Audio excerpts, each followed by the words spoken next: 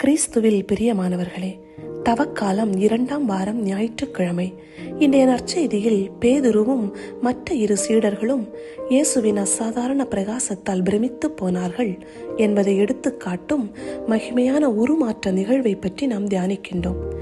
சீடர்கள் முதலில் தூக்க நிலையில் இருந்ததால் அந்த காட்சி அவர்கள் புரிந்து கொள்ள முடியாத அளவுக்கு மங்கலாக இருந்தது.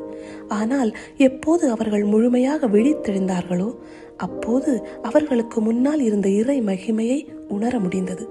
ஆம், கடவுளின் பிரசன்னத்தை அங்கீகரிப்பதற்கு நேரம், முயற்சி மற்றும் ஆன்மீக விழிப்புணர்வு தேவை என்பதை இது நமக்கு கற்பிக்கின்றது.